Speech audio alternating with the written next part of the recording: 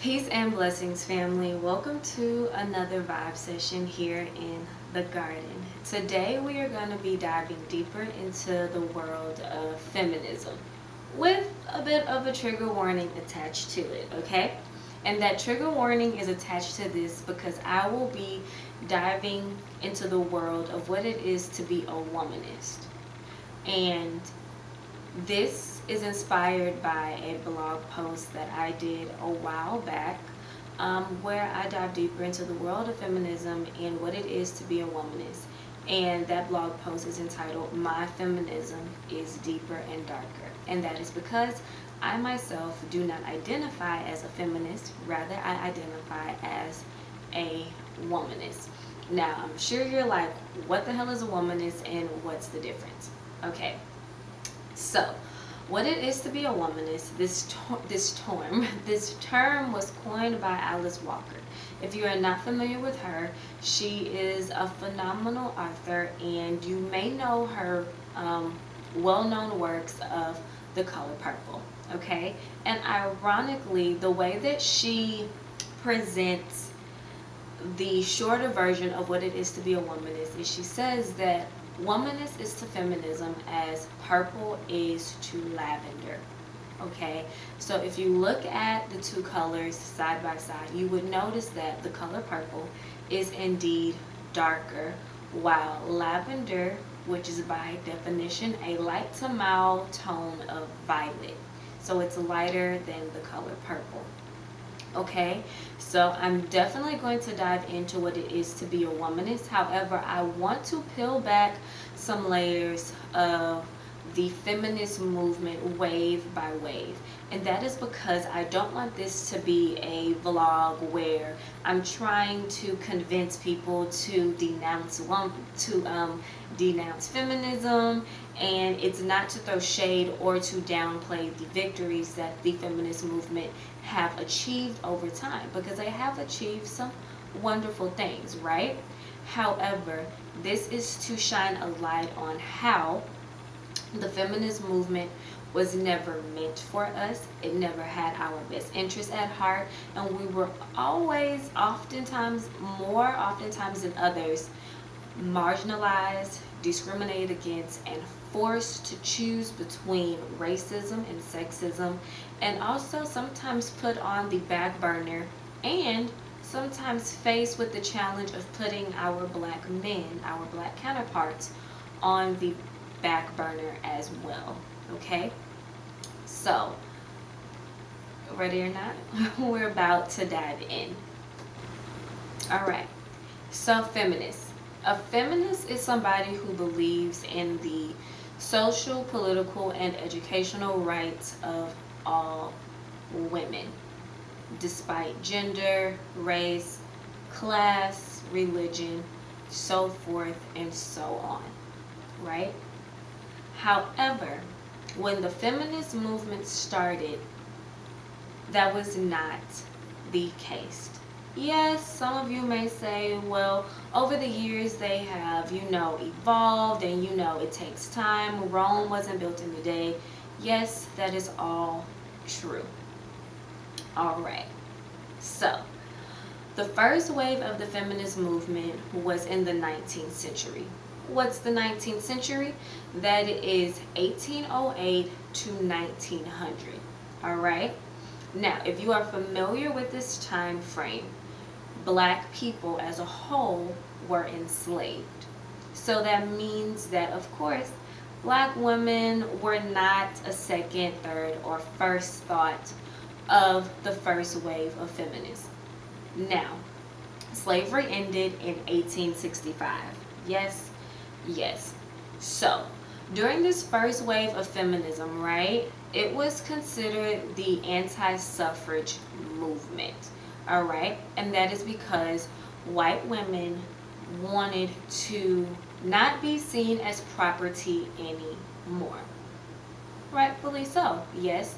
So when this first wave of feminism started, the first two thoughts that they really wanted to push to drive home was that they wanted to own property, and They did not want to be seen as owned by their husbands. All right. They wanted, and then later on, they wanted to have the right to vote. That is what later on in the 19th century, it evolved from owning property and not being seen as property, and it just kind of morphed into, you know what, we want the right to vote and have a say in everything that goes on, you know, in our backyard. Yeah, okay.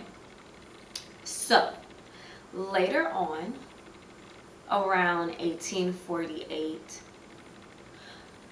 the anti-suffrage movement was like, basically, if we want to drive home what it is that we want to do, we have to start adopting other political issues so that we can have the upper hand in what it is that we would like to do. So, anti-suffrage and anti-slavery came together so that their voices could be equally heard. The anti-slavery movement wanted to abolish slavery, of course, so that everyone, man, woman, and child, could be free, because around this time, of course, you had the freedmen up north, and also you had slaves that were running away to get up north to be free. So of course there were blacks and whites alike that wanted slavery to be abolished. And then on the other hand, you had the anti-suffrage, which was mainly white women that just basically did not want to be on hush mouth, for lack of a better word, right? So they came together so that things could pretty much get rolling and have this thing working like a well-oiled machine. Now, during this anti-suffrage movement and during the anti-slavery movement, you had people like Sojourner Truth, who was coined for her amazing poem, Ain't I a Woman, that was published in 1851. You had amazing, strong women like Harriet Tubman, who of course ran away and brought so many people back with her. She kept going back and forth until she could not anymore. And you also had the amazing Frederick Douglass. So, all of these people and more were a part of the anti-suffrage movement. All right. So, as the anti-suffrage movement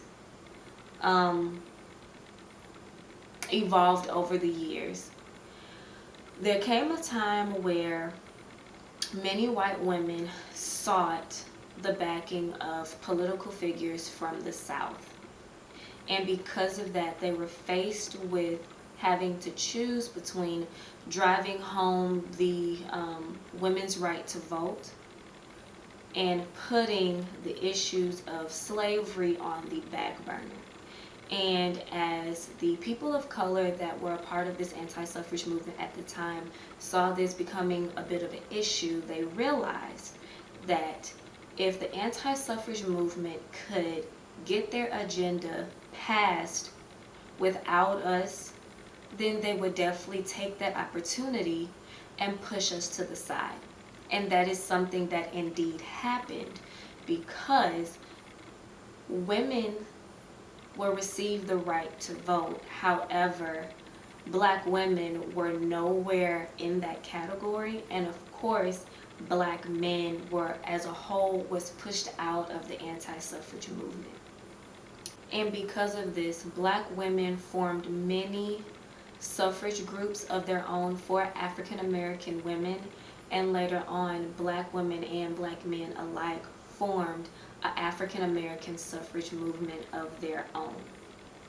Now, during this time period, you can see that, of course, African American women were not a first thought until they needed to forward their agenda of women's right to vote. And the only way that they could get a bigger backing and following is if they used slavery as the fluffer to appear that they also care about all women and all women need the right to vote. However, in hindsight, African American people as a whole did not receive the right to vote until they band together on their own and focused on their issues without being distracted by the agendas of white women. Now again, this is not to attack feminism. This is not to downplay what feminists have done, because it's amazing. Yes, women now have the right to vote altogether. However, during that time period, it was not the right of the rights of all women to have the right to vote, especially because a lot of black people during this time period were still enslaved. A lot of people of color in general were being forced off of their land and going through horrendous conditions of their own. And to be quite honest and frank, a lot of white women were slave catchers. They were behind, catching all the slaves. In fact, one of the biggest slave catchers around was a white woman. So, let's talk about second wave feminists. The second wave feminist movement started between the era of the 1960s all the way into the 1980s. And during this time frame, the feminist movement focused on equality and discrimination, using the term "the personal is political," and really honing in on the ideology that the personal lives of women was a direct reflection of the sexist power structure. And that basically just meant that feminists during this time really felt that women were more than homemakers and childbearers, and they wanted to have an identity outside of being a husband and a mother. And that's rightfully so, right? So, during this time frame, of course, the NAACP was heavy in the media. Also around this time as well, later on, the Black Panther movement was very influential during this time frame. And it is said and believed that a lot of women of color pretty much latched onto the feminist movement because of the fact that our black men were taking such a hard beating that within the movement themselves, a lot of men did not want women to have much of a say-so. Now, of course, we had a lot of influential black women within the Black Power movement. It is no secret, it is very much clear. However, some black women during these movements did feel like because black men were marginalized and beat down and humiliated in front of all of America, and really for all of the world to see, that when it came to the Black Power movement, whether it was the Civil Rights movement or the Black Panther movement, that men really took it serious and they really felt that women should take a back seat and let the men drive home the narrative and the point. So because of this, a lot of women of color latched onto the feminist movement and thought that that would be a way to have their voice be heard and to have more power and impact and really drive home some of the ideas that they felt were important as well. Okay? Now, although a lot of black women and women of color in general honed in on the feminist movement, there were a lot of black women that felt that the feminist movement still did not have our best interests at heart. And that is because the second wave feminist movement really honed in on white middle class women. So when black women and women of color in general flocked to the feminist movement, their voice was not being heard still. They were pushed to the back, they were still discriminated against, and really felt like they did not have a home in either party from time to time. And because of this, a lot of influential women started their own black feminist movement, okay? Black feminist movements and black feminists, period, really started to make America think.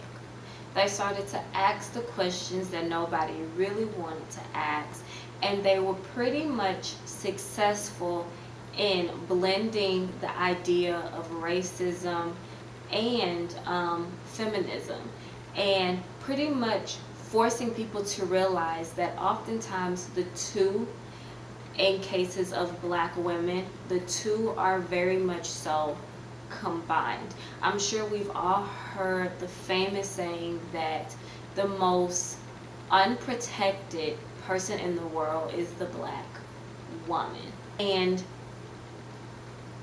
the black feminists like Kimberly Crenshaw really drove the point home when she asked these important questions. And she asked questions such as, if women are passive and fragile, why are black women treated like mules in assessing heavy cleaning chores?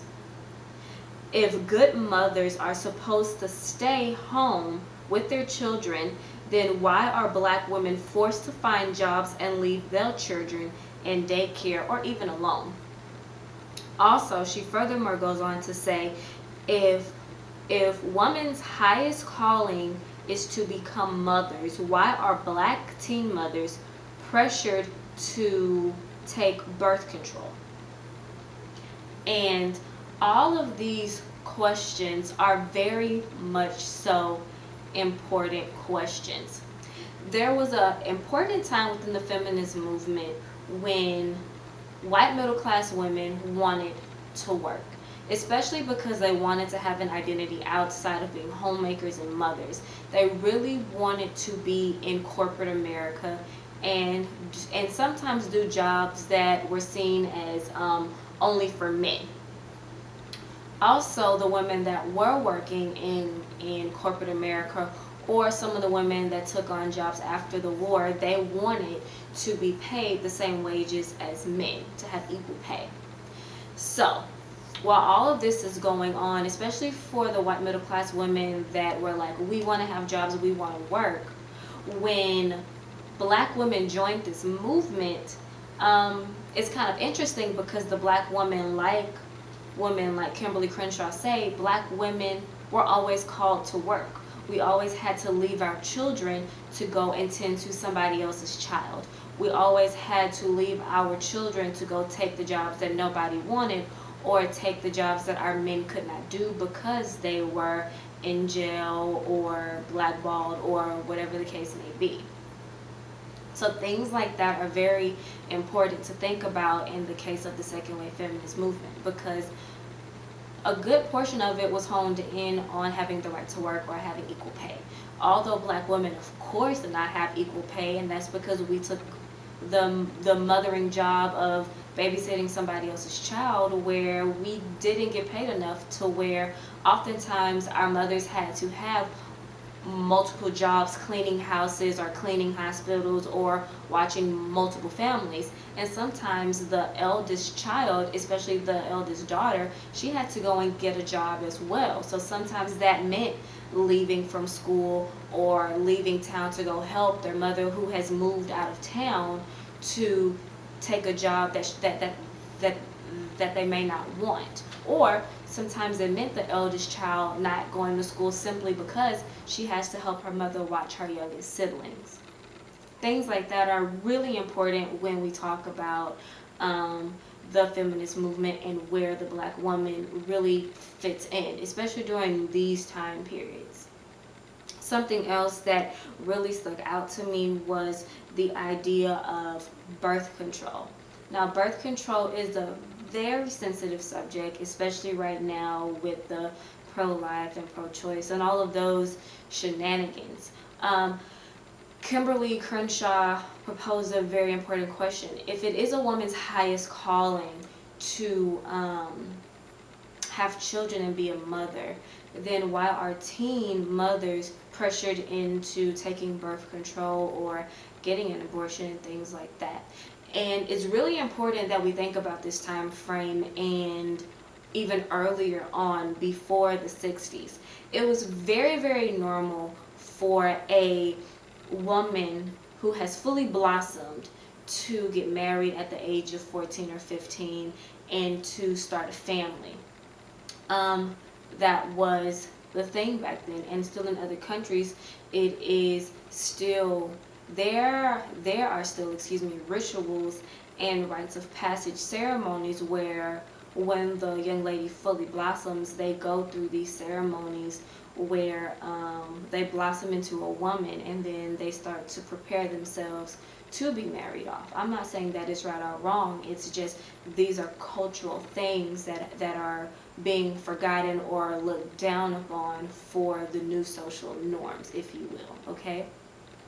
So, and there was a doctor on a show recently that was talking about the proper time to either freeze your eggs, or start thinking about ways to preserve your eggs when you are in your 30s and 40s, if you will. And she made a point of saying that scientifically, the best time for a woman to start trying to have children is between the ages of 16 to about maybe 19 to 21, because that's when your eggs are primp and prime and ready to go. Again, I'm not saying that this is the right or wrong thing. However, these are scientific and cultural things that are now being frowned upon and looked down upon. However, I digress. Going back into the idea of birth control. Now, birth control, especially the birth control pill, was something that was new and brought into society in the 1960s by a lady of the name of Margaret Sanger. If you have not heard of this lady, Hillary Clinton says that this is somebody that she looks up to and high regards, and considers her like a mentor to her, even though she's passed on. This is somebody that Hillary Clinton really idolizes, if you will. And Margaret Sanger, she really would be considered a veteran in the birth control game when we speak of somebody that was a huge advocate of birth control. She spent a lot of her earlier years advocating for birth control in the 1930s, 40s and 50s and so on, as a way to get the information out there about safe or trying to legalize birth control, because like I said, the 1960s is when the birth control pill was introduced, and that's when it became legal. But before that, it was very much so illegal and frowned upon for this to be a thing for especially women.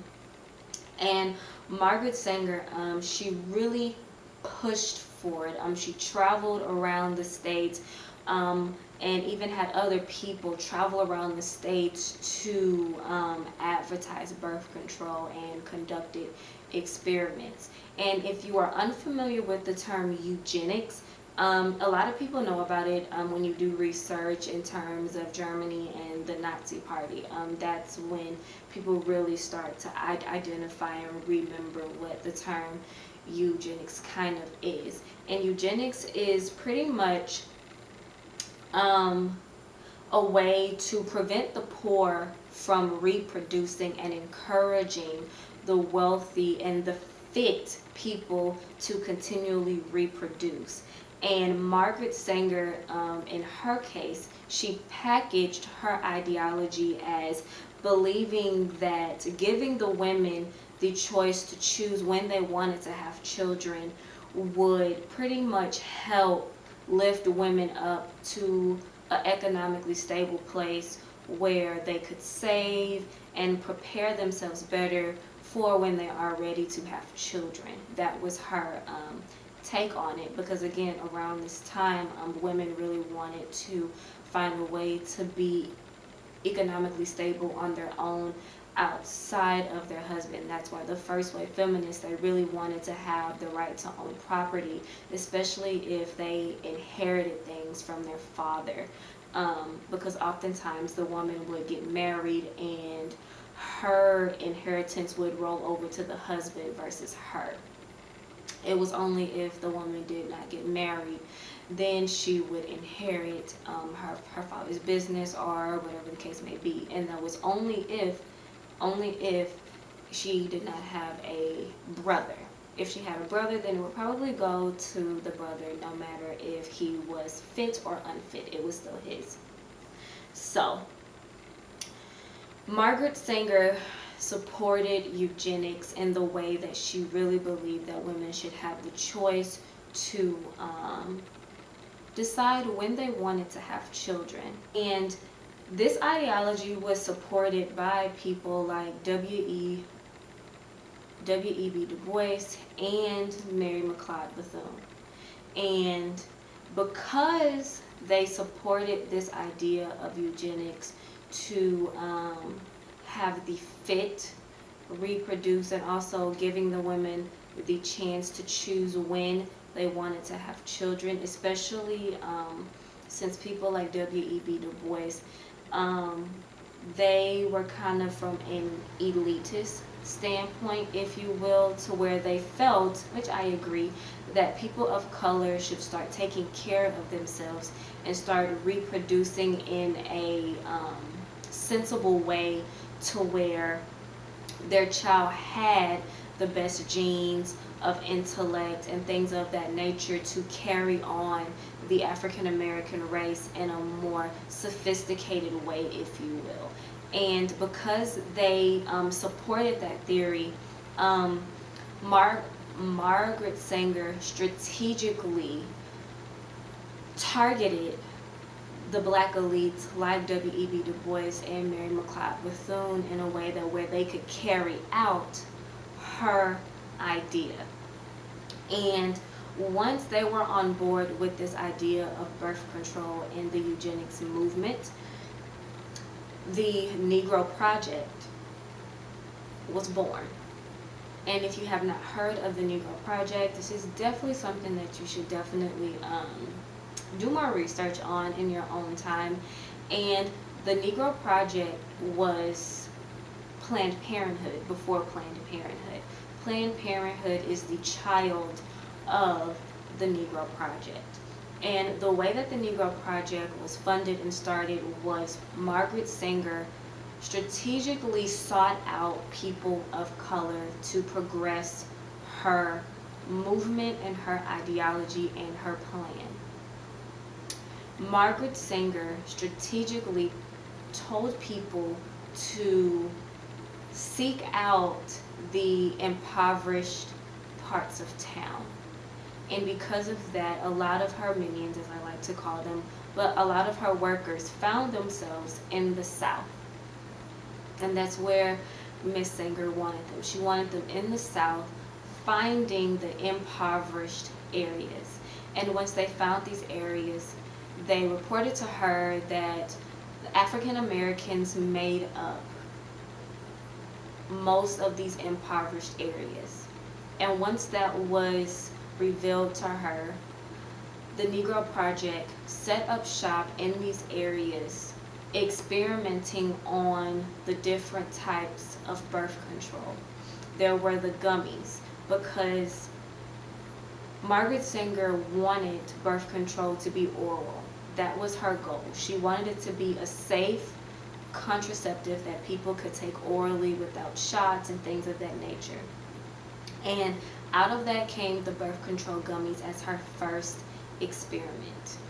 And this went on for years of trying to experiment these different birth controls and seeing what worked and seeing what didn't work. And it became such a big thing because all along, as she was administering these experiments, there was also pamphlets, like I mentioned earlier, where she was giving out information on birth control and setting up classes and other things to really push the idea in these areas that birth control was a great idea for people of color to have, i.e.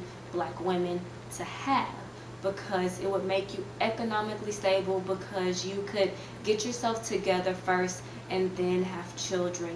Or you could get yourself together first and find the proper mate, somebody that's intellectual and stable and etc., and then you could just get off of this contraceptive and you could start your family. However, little did she know, or maybe she did know, but little did the African American people know that these birth control contraceptives were making them sterile. In the 1970s alone, it was found out in Alabama that between 100,000 and 150,000 black teenagers were sterilized against their will. This hasn't even accounted for the Native American women or the black women. This is teenagers alone that have been sterilized in 1974. When we look outside of that demographic, about 25% of Native American women had been sterilized. These are alarming numbers that people haven't even thought about today when it comes to the birth control pill and sterilization and the eugenics movement. Now, when I mentioned that the two amazing people of W.E.B. Du Bois and Mary McLeod Bethune was on board for this Negro project, they did not know that the goal was to sterilize a race of people, their own people. They did not know that this would become a problem. That is because Margaret Sanger strategically, like I said, wrapped this up with a very beautiful bow as a strategic solution to the problem of the poor community and black women wanting to be more stable in their living situation for their families. Now, after the Negro Project had progressed on, it didn't just stop at W.E.B. Du Bois and Mary McLeod Bethune. Margaret Sanger then latched on to black ministers to further push her agenda. Because around this time, we are now getting into the 70s and early 80s. So this is when the Black Power movement is really making an impact, right? And around this time, people are starting to wake up and realize that birth control might be a problem. It may be making us sterile. Because of this, Margaret Sanger strategically sought out black men who were in the medical field and also preachers who could, one, administer the birth control pill to African American women and also encourage them to take this contraceptive, and also secondly, preach to all the members and all the community that taking this birth control pill would be in their best interest. And around this same time, of course, people started to wake up to the world around them and realize, yes, birth control might be an issue. Because of this, Margaret Sanger reached out and wrote a letter to somebody she was close to by the name of Clarence Gamble. And in the letter, it specifically said that we do not want the word to get out, that we want to exterminate the Negro population, and the minister is the only man who can straighten out that idea if it ever occurs to their rebellious members. Now, people like Angela Davis is one of many black feminists that was against Margaret Sanger and this birth control pill. She had exposed Margaret Sanger for statements such as black women are like weeds that need to be exterminated, and other comments that Ms. Sanger made about people of color. She was one of many women who exposed this idea and the nasty comments that came from her. Now, although people like Miss Angela Davis and other black feminists and black activists were against Margaret Sanger and the birth control pill, they also encouraged other women and men alike to do their own research on these types of elements before making up their own minds. Because even today, this information is still out here. And I'll be sure to tag all of these sources that I've mentioned below so that you too can do your own research. And again, this is not to downplay the feminist movement and all the things they have done. And this is not to say, don't take birth control, it's horrible, it's bad, da da da. I'm personally against it. However, I'm not here to beat into your head that this is something that you should feel the same way as, okay? I'm simply giving you the information and you can decide after this what you choose to do with it, okay? Now, Margaret Sanger, like I stated earlier, was definitely a feminist, and she used the feminist movement and the African American community as a way to manipulate and push forward her own agenda. She was very rebellious, and her ideology was women have the right to choose when and how they want to have children, and the birth control pill was her way of enforcing that idea. The reason that the African American community latched on to this ideology was because we believed that it would be in our best interest to breed up, to mate with somebody who was intellectual, cleanly, well-mannered, had a bloodline of successful, rebellious, forward-thinking individuals. That way that would be instilled in our children. Because yes, DNA has a huge part in who we are and how we think and how we succeed.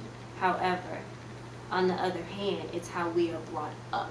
And of course, when you are given this ideology that one, you have the power to breed how you want, and you also have the ability to be economically stable to where you can stop having so many children and build your income up to where you can take care of all of the children you already have. Of course, this seems like a likely and well thought out plan until you realize you're now sterile, and so is the rest of your family and friends. So, moving past the second wave feminist movement, we're now in the third wave of the feminist movement, and that is present day. Now, it is believed that third wave feminist movement is picking up where second wave left off. A lot of the women that are a part of this third wave feminist movement believe that the second wave feminist was very discriminative. It was very one-sided because it left out all women. It was not inclusive.